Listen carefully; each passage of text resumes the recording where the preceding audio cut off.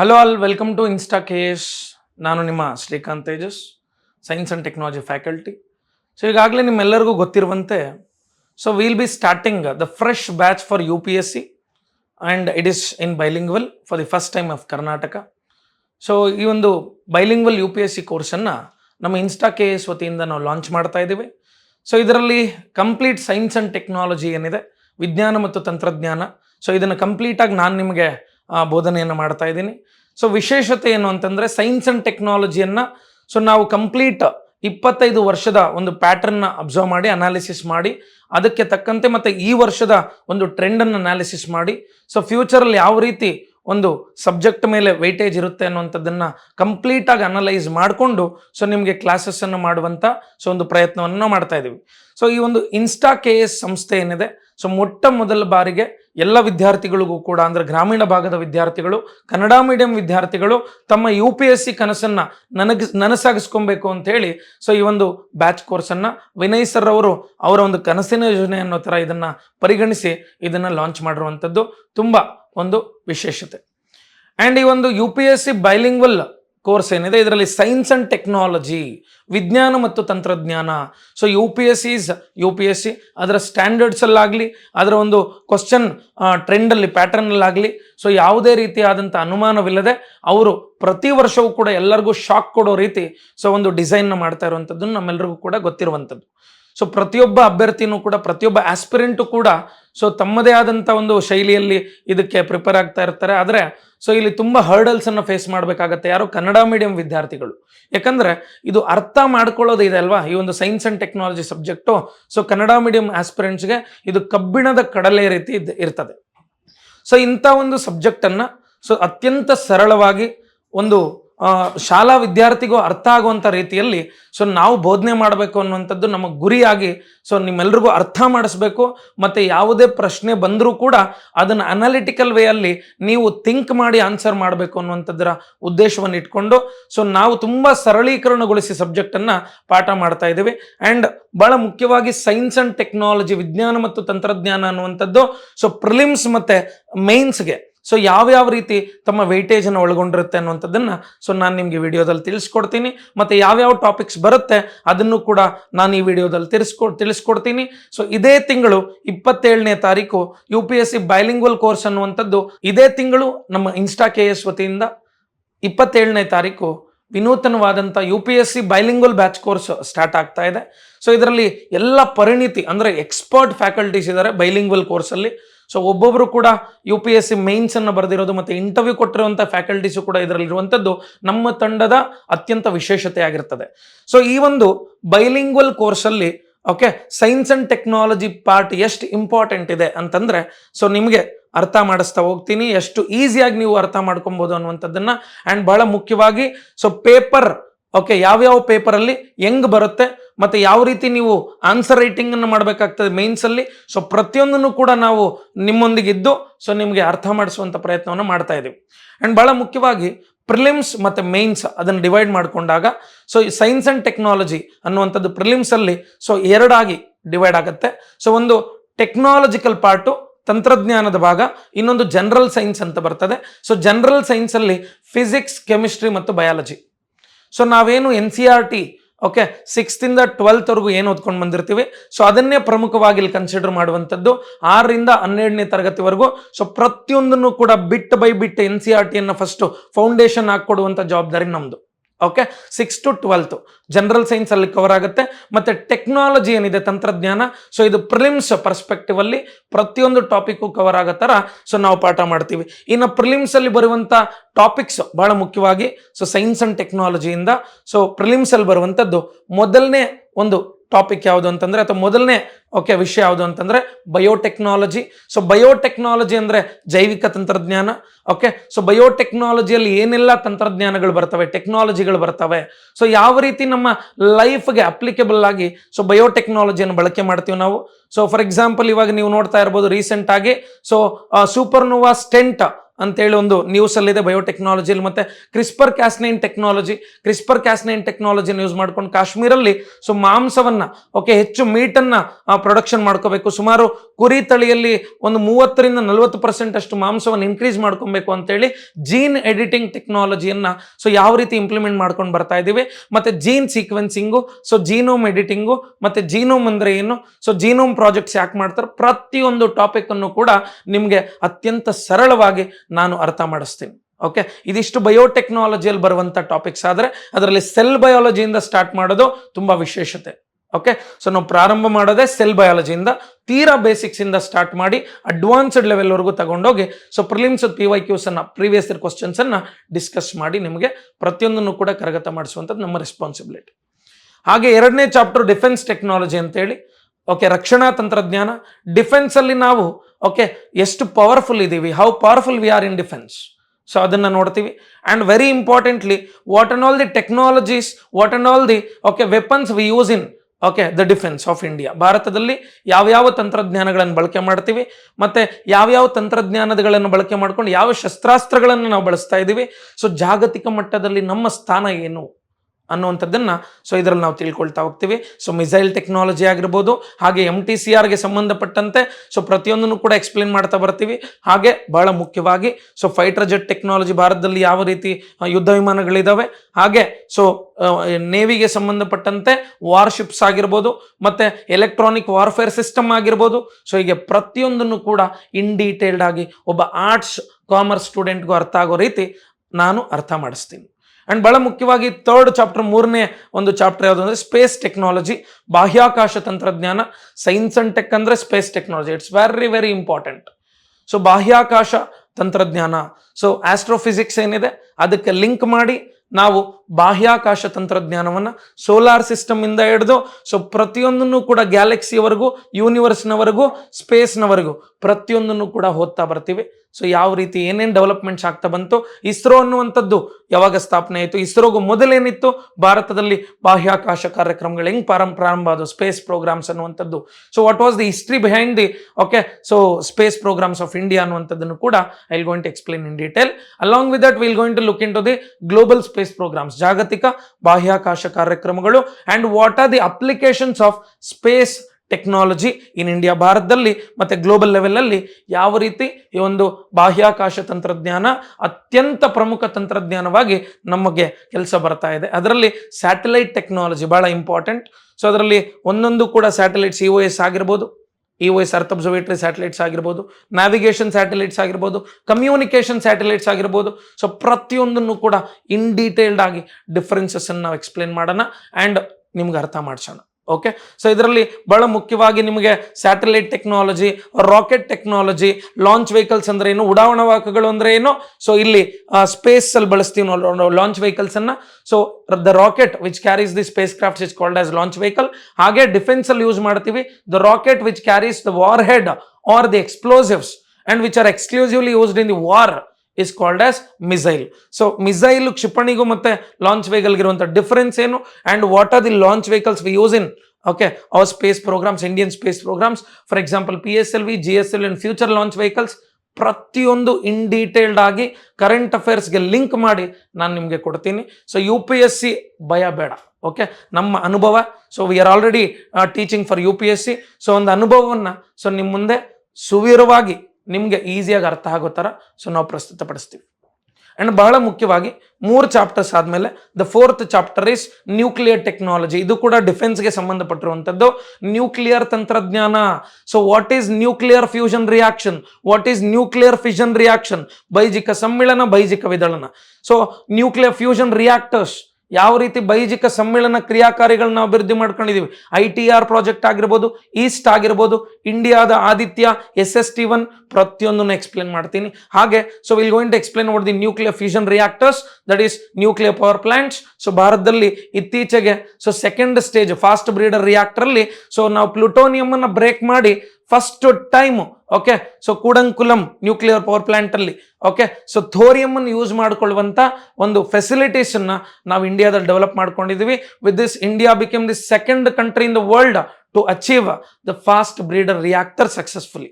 Okay, so ಇದರಿಂದ ಎಷ್ಟು ವಿದ್ಯುತ್ತನ್ನು ಉತ್ಪಾದನೆ ಮಾಡ್ತೀವಿ, ನ್ಯೂಕ್ಲಿಯರ್ ಟೆಕ್ನಾಲಜಿ ಯಾಕೆ ಬೇಕು, ವೆಪನ್ಸ್, ಓಕೆ, ಮೈನ್ಲಿ ಡಿಫೆನ್ಸ್ಗೋಸ್ಕರ, and electricity, long term sustainable, okay, green ಎನರ್ಜಿಯನ್ನು ಸೊ ನಮ್ಮ ದೇಶಕ್ಕೆ ಸೆಕ್ಯೂರ್ ಮಾಡ್ಕೊಳ್ಳೋದಕ್ಕೆ ನಮಗೆ ನ್ಯೂಕ್ಲಿಯರ್ ಟೆಕ್ನಾಲಜಿ ಬೇಕು.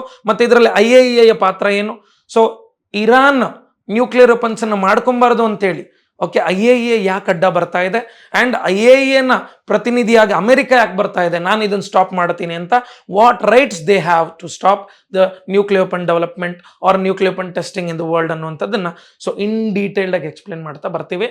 So nuclear technology one of the most beautiful and most important subject or topic for your UPSC. Okay, so ಅದರಲ್ಲಿ SIPRI report ಅಂದರೆ ಏನು, ಅದರಲ್ಲಿ ಎಷ್ಟು ಯಾವ್ಯಾವ ಕಂಟ್ರೀಸ್ ಹತ್ರ ಎಷ್ಟು ನ್ಯೂಕ್ಲಿಯರ್ ವೆಪನ್ಸ್ ಇದಾವೆ, so will going to discuss in detail. Okay, so this about the nuclear technology. And very importantly the next chapter is ಯಾವುದು, nano technology.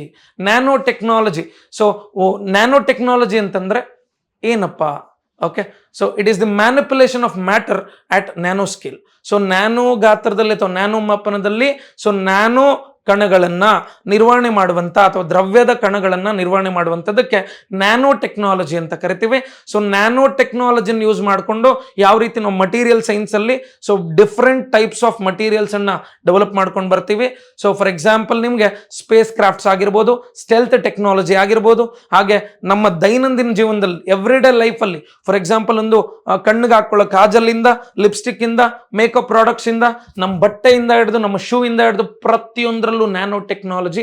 So how will going to use nano technology, and ಅದರಲ್ಲಿ carbon nano particles or carbon nano materials, and very importantly graphene ಮತ್ತೆ CNTಸು, carbon nano tubes, fullerene, ಪ್ರತಿಯೊಂದನ್ನು ಕೂಡ will going to discuss. And ಇದು ಖಂಡಿತವಾಗ್ಲೂ ಒಬ್ಬ arts ಸ್ಟೂಡೆಂಟ್ಗೆ, ಒಬ್ಬ commerce ಸ್ಟೂಡೆಂಟ್ಗೆ ಕಬ್ಬಿಣದ ಕಡಲೆನೇ ಹೌದು. ಹಾಗೆ ಯಾರು ಕನ್ನಡ ಮೀಡಿಯಂ ಓದಿರ್ತಾರಲ್ಲ ಅವ್ರಿಗೆ ಕಬ್ಬಿಣದ ಕಡಲೆ ಹೌದು. ಬಟ್ ನಾನು ಖಂಡಿತವಾಗ್ಲೂ ಹೇಳ್ತಾ ಇದ್ದೀನಿ, ಸೊ ನಿಮಗೆ ಪ್ರತಿಯೊಂದು ಟಾಪಿಕನ್ನು ಬ್ರೈನಲ್ಲಿ ಫೀಡ್ ಮಾಡ್ತೀನಿ. ಸೊ ಇದು ನನ್ನ guarantee. Okay, and next okay, so ಈ ನ್ಯಾನೋ ಟೆಕ್ನಾಲಜಿಯಲ್ಲಿ ಬರುವಂಥದ್ದು additive printing technology, 3D printing technology ಅಂತ ಕರಿತೀವಿ. So it is most important emerging technology. Okay, so 3D printing technology ಯಾವ ರೀತಿ ಮಾಡೋದು ಪ್ರತಿಯೊಂದು ಎಕ್ಸ್ಪ್ಲೇನ್ ಮಾಡ್ತೀನಿ ರೀ. ಓಕೆ, ಸೊ ಇದಾದ ಮೇಲೆ ನೆಕ್ಸ್ಟ್ ಚಾಪ್ಟರ್ ಯಾವುದು ಅಂತಂದರೆ ಎಮರ್ಜಿಂಗ್ ಟೆಕ್ನಾಲಜೀಸ್ ಅಂತ ಬರುತ್ತದೆ, ಉದಯೋನ್ಮುಖ ತಂತ್ರಜ್ಞಾನಗಳು. ಓಕೆ, ಈ ಎಮರ್ಜಿಂಗ್ ಟೆಕ್ನಾಲಜೀಸಲ್ಲಿ ಓಕೆ 1 by 1 UAVs ಅಂತ ಕರಿತೀವಿ, unmanned aerial vehicles or drone ಟೆಕ್ನಾಲಜಿಯನ್ನು ಮಾತಾಡ್ತೀವಿ. ಇವತ್ತು ಡ್ರೋನ್ಗಳನ್ನು ಯಾವ ರೀತಿ ವೈಡ್ ಲೆವೆಲಲ್ಲಿ ವಾರ್ಫೇರಲ್ಲಿ ಯೂಸ್ ಮಾಡ್ತಾ ಯುದ್ಧ ವ್ಯವಸ್ಥೆಯಲ್ಲಿ, ಆ್ಯಂಡ್ ಬೇರೆ ಬೇರೆ ಇ-ಕಾಮರ್ಸ್ ಅಪ್ಲಿಕೇಶನ್ಸ್ ಆಗಿರ್ಬೋದು, ಅಗ್ರಿಕಲ್ಚರ್ ಆಗಿರ್ಬೋದು, ಯಾವ ರೀತಿ ಡ್ರೋನ್ಸನ್ನು ಯೂಸ್ ಮಾಡ್ತಾ ಇದ್ದೀವಿ. ಸೊ ಪ್ರತಿಯೊಂದನ್ನು ಕೂಡ will going to discuss in the subject in detail. And very importantly the next okay topic of emerging technologies ಯಾವುದು ಅಂತಂದರೆ ದಟ್ ಈಸ್ ಸೆಕೆಂಡ್ ಟಾಪಿಕ್ ಬಂದ್ಬಿಟ್ಟು ರೋಬೋಟಿಕ್ಸ್ ಅಂತೇಳಿ. ಸೊ ರೋಬೋಟ್ಗಳು ಯಾವ ರೀತಿ ಸೊ ಹ್ಯೂಮನ್ ಎಂಪ್ಲಾಯ್ಮೆಂಟ್ ಮೇಲೆ ಅಡ್ಡ ಪರಿಣಾಮವನ್ನು ಬೀರ್ತಾ ಇದ್ದಾವೆ, how they are okay taking the place of human employment, how they are replacing humans in the employment, ಪ್ರತಿಯೊಂದನ್ನು ಕೂಡ ಡಿಸ್ಕಸ್ ಮಾಡೋದು. ಸೊ ರೋಬೋಟ್ಸ್ ಅಂದ್ರೆ ಏನು, ರೋಬೋಟ್ಸ್ಗೆ ಯಾವ ರೀತಿ ಎಮೋಷನ್ಸ್ ಇದಾವ, ಪ್ರತಿಯೊಂದನ್ನು ಕೂಡ will discuss in the subject. And robotics ಆದಮೇಲೆ will going to discuss about the artificial intelligence. So ಕೃತಕ ಬುದ್ಧಿಮತ್ತೆ ಅಂದರೆ ಏನು, ಅದರಲ್ಲಿ ಟೈಪ್ಸ್ ಇದೆ. Okay, so AI is the simulation of human intelligence in machines. So ಅದರಲ್ಲಿ ಟೈಪ್ಸು ಓಕೆ ನ್ಯಾರೋ AI ಅಂತೇಳಿ, okay super AI ಅಂತೇಳಿ. ಸೊ ಈ ಥರ we have different types of artificial intelligence and key components, machine learning, deep learning, ಪ್ರತಿಯೊಂದನ್ನು ಕೂಡ explain ಮಾಡಿ everything will going to discuss in the artificial intelligence. ಇನ್ನು next ಹೇಳೋದಾದರೆ ಈ ಒಂದು ಎಮರ್ಜಿಂಗ್ ಟೆಕ್ನಾಲಜೀಸಲ್ಲಿ ಪ್ರತಿಯೊಂದು ನಿಮ್ಮ ಎವ್ರಿಡೇ ಲೈಫಲ್ಲಿ ಏನೇನು ನ್ಯೂಸಲ್ಲಿ ಬರ್ತಾ ಇರ್ತವೆ. ಫಾರ್ ಎಕ್ಸಾಂಪಲ್ ಕಂಪ್ಯೂಟಿಂಗ್ ಟೆಕ್ನಾಲಜೀಸ್ ಆಗಿರ್ಬೋದು, ಸೂಪರ್ ಕಂಪ್ಯೂಟರ್ಸು, ಆಮೇಲೆ ಕ್ವಾಂಟಮ್ ಕಂಪ್ಯೂಟಿಂಗ್ ಟೆಕ್ನಾಲಜಿ ಆಗಿರ್ಬೋದು, ಆಮೇಲೆ ಭಾಳ ಮುಖ್ಯವಾಗಿ ಓಕೆ ಹೈಪರ್ ಲೂಪ್ ಟೆಕ್ನಾಲಜಿ ಆಗಿರ್ಬೋದು, ಓಕೆ ಪ್ರತಿಯೊಂದು ಏವಿಯೇಷನ್ ಟೆಕ್ನಾಲಜಿ. ಸೊ ಈ ಥರ ಪ್ರತಿಯೊಂದನ್ನು ಕೂಡ will going to discuss in detail okay related to prelims okay in science and technology. So these the most important topics you will going to go through okay in prelims perspective.